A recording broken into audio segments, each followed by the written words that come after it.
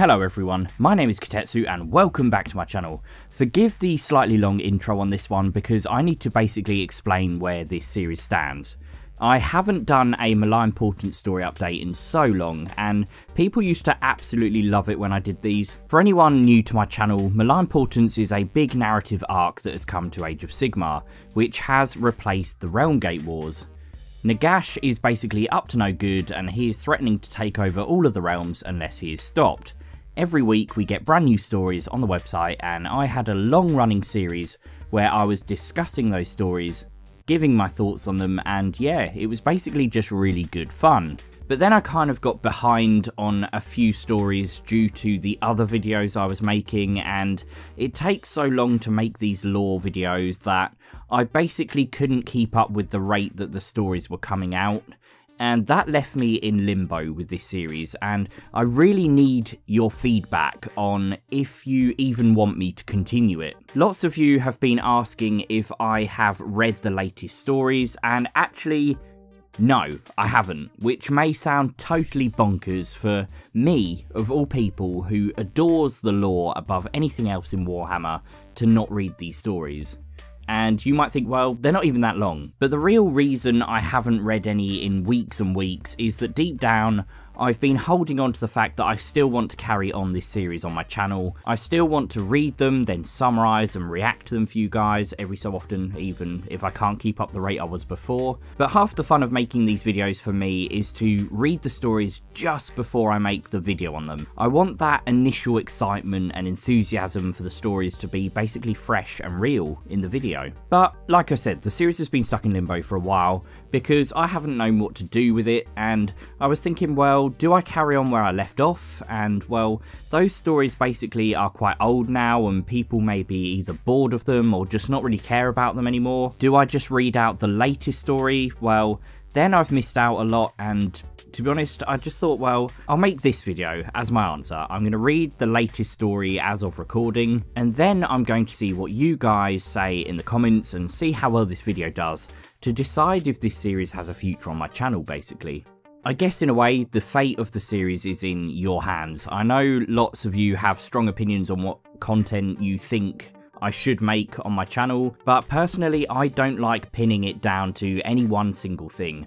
I like taking the channel where my interests go. I like doing lore, news, rumours, tactics, discussions, reviews, basically a mixture of everything. That's just me and what I want my channel to be, so hey, it is what it is. So, you know, I know some of you wish I would just do the lore or just the news, but, you know, me doing a range of content is not really going to change, and the lore videos take forever, but then on the flip side, news can be like a torrential bombardment for weeks on end, and then it just totally dries up. So for me, it's good to just keep things varied and diverse for when there isn't too much going on. But anyway, I've spoken enough about this kind of stuff, so let's get into the actual story. This one is called As Above, So Below, and its overall story arc is actually very simple, but working out what was going on was a little bit tricky because of the way it was worded. It's another story based around a letter, and this is not the first one we've had in this style on the Malign Portents short stories, because one which was I think called The Offer was also a story based around a letter. This story focuses on the deepkin, and let's face it, who else was it going to focus on, seeing as we're right in the middle of their launch? But the letter was written to King Glorian of Laebrea, if I'm saying that right, and it's been delivered by an envoy of Khaphtar, which is one of the enclaves of the deepkin that is in a pretty bad way, and they're basically asking King Glorian for help. The letter starts off really cool because it gives you some insight into how the deepkin live in their underwater cities. It sounds like their entire existence is one of fear, endurance and survival. This is a race that for the second time was on the brink of utter extinction, but they retreated to their underwater cities, which are shrouded by these powerful enchantments, to hide. They're affected by their terrible curse, which means that all Namati are born with weak souls, and they need to harvest the souls of others to bind them to their own, otherwise they won't survive. This particular enclave of the deepkin has taken their secrecy very seriously. Soul theft incites the anger of Nagash, and they want to keep well hidden from him. He would basically be enraged at the knowledge that they were taking souls to survive, because he thinks all souls are rightfully his.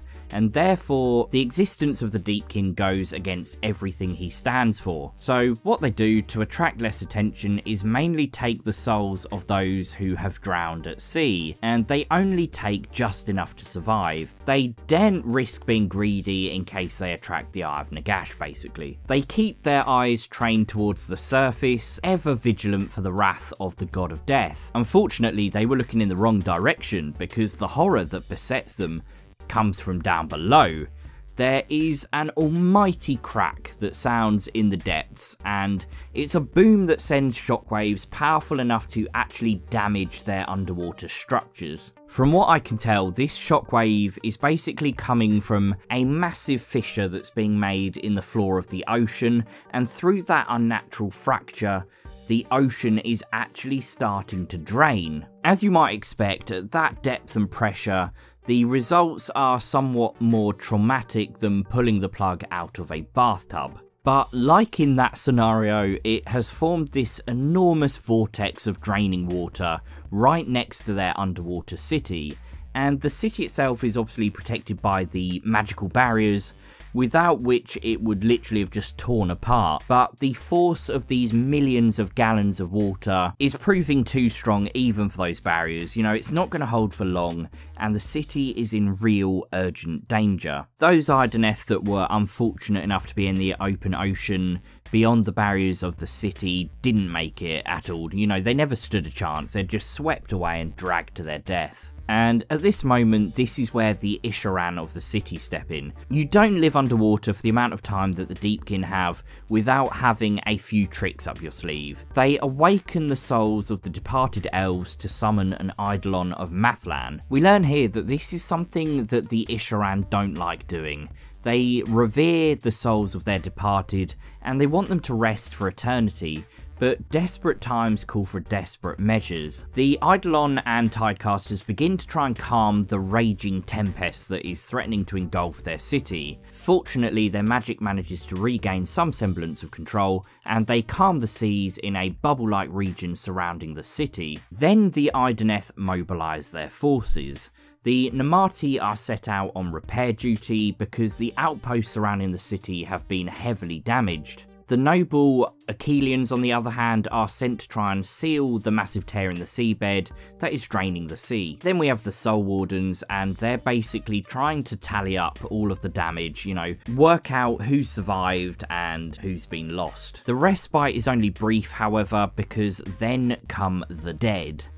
The Eidolons are no strangers to the dead. I mean, they live off of them in this particular city because the sea is full of the bodies of those that drowned. But the problem here is that as the volume of water has decreased due to this enormous hole in the seabed, the water level has dropped, and the number of bodies has essentially become more concentrated in the volume of water that's remained. And these dead, carried in the great whirlpool of water that is still being drained beyond the wards of the city, have started just pouring into the city. Literally pouring, because there are thousands of them. They sweep straight through the barriers and then just land in piles at the outskirts of the city. And when I say piles, I mean practically mountains of corpses. It's all pretty grim, and these corpses are even worse than some of the usual undead that the Death faction are used to unleashing, because these ones have been rotting underwater, and they have that horrible, pale, waterlogged and bloated look to them. It doesn't take long before the corpses start writhing and they lurch to their feet and begin their onslaught. The elven warriors that are remaining in the city rush to hold off this terrible new threat,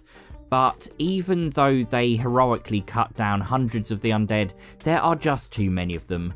They keep coming and there is no stopping them. Slowly the tide of battle begins to turn, and then it isn't long before the Namati and Achilleans start being just torn to shreds. Fortunately, the Khaphtar Eidolons, as this enclave is called, have an eidolon on their side, and the ferocity of this thing is just unmatched when it's unleashed on the undead. It starts to just tear these corpses apart, in an organ-flying bloodbath. He manages to push hundreds of them back into the ocean, but there's just thousands more waiting, and despite his rage and his power and unrelenting fury, there is ultimately nothing he can do to stop them all. As things start to reach their most desperate moment, a dark feeling begins to brew in the minds of the Idoneth. A presence arrives, kind of like a dark shadow over the city, and it begins to instill a deep and dark dread. The Idoneth begin to feel hopelessness and sorrow to an extent that they have never done before, and this is not a natural occurrence. I assume that because they are elves, just that feeling is massively intensified by their heightened senses as well. Some of the deepkin are well aware of what this feeling is because they've detected the source of this feeling many times if they ever venture too close to the surface. They know that this is the presence of Nagash and his domain. Then a voice echoes through the minds of the Idoneth. "I see you, thieves, and I will take back what you have stolen from me." Nagash has found them. They thought they were safe, but they were horribly mistaken. The letter so far describes the events that befall these deepkin up to this moment in time, where the letter I assume has been desperately written and sent off, and then it signs off with a plea for help. They are doomed if the other enclaves don't answer their call. The forces Nagash has sent are just too strong, and he will show no mercy to the theft of his beloved souls. And should the Khaphtar Idoneth fall, there is no doubt that Nagash will turn his gaze to the other enclaves. Wow, what a story. It's pretty bleak and hopeless when you actually read it. Personally, with how the barriers surrounding the underwater city look like they're about to crumple at any moment, I would be surprised if any of these deepkin survive. The other deepkin enclaves would likely have to decide if they're willing to march directly into war with Nagash, and there are just so many factors to consider, but time is really of the essence, and I just think they're all doomed. I don't even know if the other deepkin could get there in time to save them, and would you really risk sending your entire army to try and liberate a city that might have basically fallen before you even got there?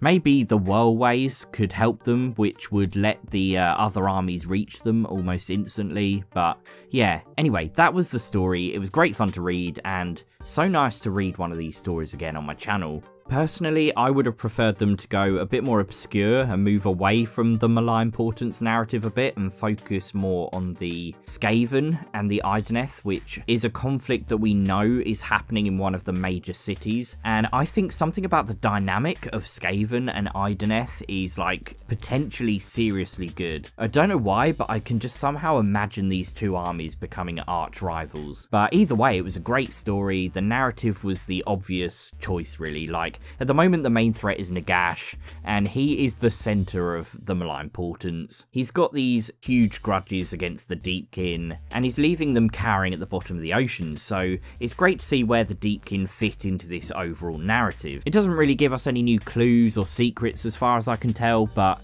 it was cool to see the deepkin in action, and I know I haven't read the other stories yet, and I'm sure there's some really great stuff in those too.